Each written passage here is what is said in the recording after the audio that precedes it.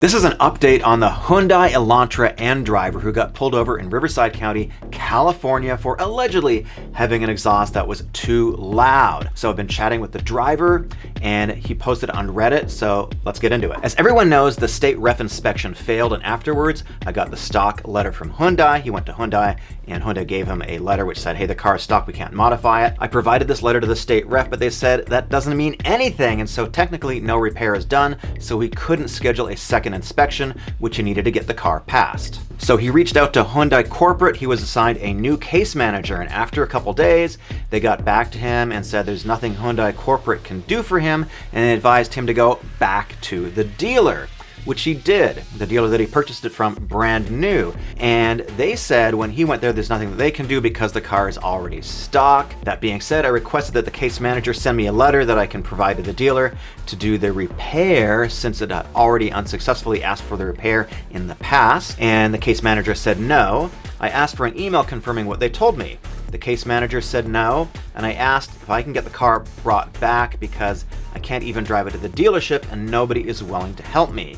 Now the case manager said, yeah, no buyback because this hasn't happened 3 times. Now the state has threatened to suspend his registration. I'm not sure if that has actually happened, but that's probably in process, because when you fail a sound regulation, apparently they can suspend your registration in California. So he continues, I was completely out of options and I started reaching out to attorneys. This following day, I got a call back from Hyundai corporate and a new case manager. This case manager said the case had been escalated, but that the previous case manager was incorrect by denying his buyback request. Today marks 2 weeks since the new case manager has transferred the case, but I have not heard news yet. I tried calling them, but it would go straight to voicemail. I reached out to my old case manager to get an update, and eventually the new case manager called me and said Hyundai has nothing for me and they're still working on a solution. Now I told them in an email and over the phone previously that I've got a court date in 3 weeks and the state ref situation might be figured out by then, otherwise I'll be getting big fines from California. They said, okay, we're working on it. To all the journalists out there who have gotten statements from Hyundai saying that they're working on it to help me figure this out, while this is technically true, nothing has been done aside from tossing my case from person to person and wasting time. So just like 2 weeks ago, I'm out of options. Hyundai has not taken this seriously, so I'm speaking to attorneys to fight the citation. At this point, I am so tired of this. I will most likely end up selling the car to Carvana at a huge loss just to get this case over with. So I actually spoke with him after he made this post. I suggested to him that he find an attorney.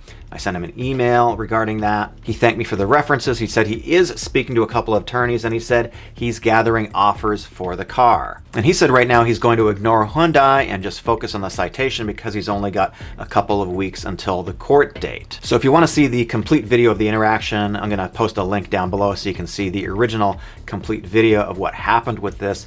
So we also had an attorney on the last episode, and I'll bring one on again after he goes to court. So there will be a 3rd episode. Now, if you remember before, he went to BAR to get the vehicle tested. That's the Bureau of Automotive Repair in California, and there is a sound limit of 95 decibels, and the car was over the 95 decibels because the BAR inspector asked him what's the loudest setting. He showed him how to get the loudest setting, and the car blew over that. Now there are some specific procedures which the BAR inspectors are supposed to use in order to test the vehicle. Namely, you're supposed to set the vehicle back to the default setting. So when you start and stop it, the vehicle is going to go to whatever the normal mode is, which is going to have the valve and the exhaust closed, and it's going to be quieter, and presumably it's going to pass the 95 dB test.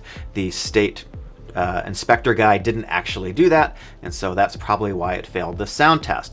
So when he went to speak with attorneys regarding this, they said that you're probably better off fighting the citation directly rather than challenging the BAR test, because there's sort of no formal procedure to do that really easily, whereas in court you have a venue, you get in front of a judge, and in my opinion, you can, or he can, take the letter from Hyundai that says, hey, the car is completely stock, put that in front of the judge and say, my vehicle failed the BAR test. There's nothing I can do because the vehicle is stock, and Hyundai says they cannot bring it back to stock because it's already stock. Now some other people commented, what about these super expensive sports cars like the Lamborghinis and the Ferraris that have valve exhausts, which probably are going to blow way over too? And yeah, that's true, but unfortunately this guy got pulled over in a Hyundai. There's also some comments about what about the people on Harleys.